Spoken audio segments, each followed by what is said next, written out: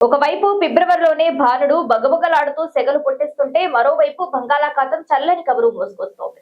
బంగాళాఖాతంలో ఏర్పడిన అల్పపీడనంతో రాష్ట్రంలోని పలు జిల్లాల్లో వర్షాలు పడే అవకాశాలు ఉన్నాయని వాతావరణ శాఖ వెల్లడించింది.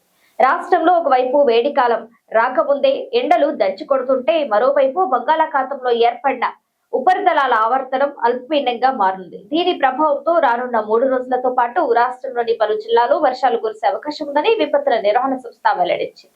నైరుతి బంగాళాఖాతంలో కొనసాగుతున్న ఉపరితలాల ఆవర్తనం రాబోయే 48 గంటల్లో అల్పపీడనంగా బలపడుతుంది. నైరుతి బంగాళాఖాతంలో కొనసాగుతున్న ఉపరితలాల ఆవర్తనం రాబోయే 48 గంటల్లో అల్పపీడనంగా బలపడనుంది.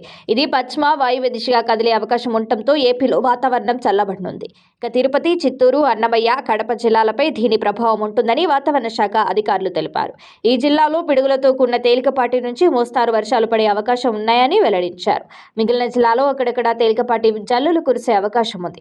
వర్షం పడే సమయంలో ప్రజలు చెట్ల కింద, విద్యుత్ స్తంభాల కింద ఉండరాదని అధికారులు హెచ్చరిస్తున్నారు. వర్షాల సంగతి పక్కన పెడితే రాష్ట్రంలో ఎండల తీవ్రత జనాలను వణికిస్తుంది. సాధారణంగా మార్చి నుంచి పెరగాల్సిన ఉష్ణోగ్రతలు ఈ ఏడాది ఒక నెల ముందుగానే గరిష్ట స్థాయికి చేరుకున్నాయి. రాష్ట్ర వ్యాప్తంగా సాధారణం కంటే 2 నుంచి 4 డిగ్రీల అధిక ఉష్ణోగ్రతలు నమోదవుతున్నాయి. ముఖ్యంగా కర్నూలులో 36.3 డిగ్రీల గరిష్ట ఉష్ణోగ్రత నమోదవ్వడం ఆందోళన కలిగిస్తుంది. రాయలసీమ జిల్లాలో పగటిపూట ఎండ తీవ్రత ఎక్కువగా ఉండటంతో జనం బయటికి రావాలంటేనే భయపడుతున్నారు. ఇప్పుడే 36 డిగ్రీలు దాటిందంటే ఏప్రిల్, మే నెలల్లో పరిస్థితి ఎలా ఉంటుందోనని ప్రజలు బెంబేలెత్తుతున్నారు. వాతావరణ విశ్లేషకుల ప్రకారం ఈ ఏడాది వేసవి తీవ్రత గత ఏడాదితో పోలిస్తే కొంచెం ఎక్కువగా ఉండే అవకాశం ఉంది.